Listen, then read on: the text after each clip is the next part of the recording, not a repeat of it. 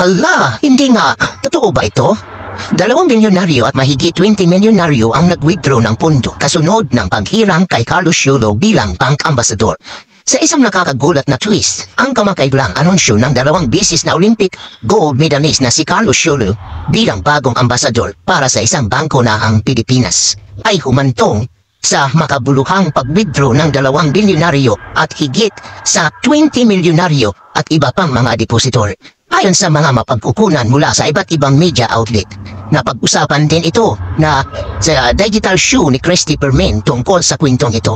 Ang hakbang na nilalayon upang pagandahin ang imahe ng bangko ay nagtaas ng kilay at nagdulot ng mga katalakayan sa komunidad ng pananalapi. Ang mga depositor na nag-withdraw ng kanilang mga pundo ay mga true family business tycoon. Ang mga isyo na may kaugnayan sa pamilya ni Carlos at ang di umano'y hindi naangkop na pagtrato sa kaniyang kasintahan na si Chloe San Jose sa mga magulang ni Carlos ay kabilang sa mga binanggit na dahilan para sa mga withdrawal. Napakahalaga sa isang endorser na magkaroon ng malinis na track records at magsilbing huwaran. Si Carlos Yulo na ipinagdiwang para sa kanyang mga kahangahangang tagumpay sa gimnastiko ay malugod na tinanggap ng bangko. Sa panahon ng paglulunsad, ibinahagi ni Yulo ang kanyang paglalakbay sa bangko na tinatampok kung paano siya nasuportahan nito sa pamahala ng kanyang pananalapi ng kasing husay ng kanyang pagganap sa banig. Ang kanyang nakakainganyo na personalidad at nakaka-inspire na kwento sa simula ay tila nakahanda upang makaakit ng mga bagong kliyente at itaas ang reputasyon ng bangko. Gayunpaman, ang agarang resulta ay appointment ni Yulo ay naging maayos. Isinaad ng mga ulat na ang mga kliyenteng may mataas na halaga kabilang ang 2 milyonaryo at malaking bilang ng mga milyonaryo ay nagpasyang mag-withdraw ng kanilang mga pundo sa isang sandali pagkatapos ng anunsyo. Pinag-isipan ng mga financial analysts ang mga implikasyon ng hindi pangkaraniwang tugon na ito na nagbumungkahi na maari itong magpakita ng mas malawak na mga alalahanin tungkol sa katatagan estratehikong direksyon ng bangko. Bagamat epektibong mapapahusay ng mga pag-iendorso ng celebrity, ari rin silang humantong sa mga hindi inaasahang kahihinatnan, partikular sa sektor ng pananalapi.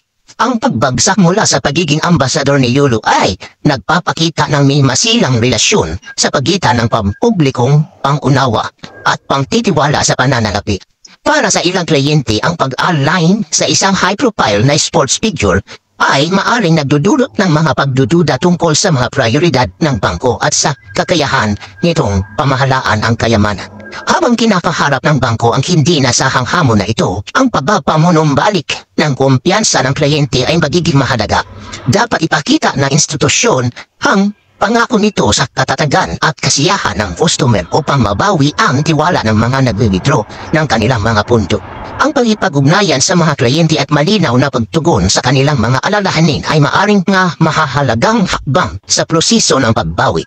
Ang sitwasyong nakapalibot sa appointment ni Carlos Yulo ay nagsisilbing paalala sa mga komplikadong kasangkot sa pag-endorso ng mga celebrity sa pananalapi. Bagamat walang alinlangan na kapuri-puri ng mga nagawa ni Yulo, dapat tayo maingat na ibinigay ng bangko ang mga epekto ng insidenteng ito.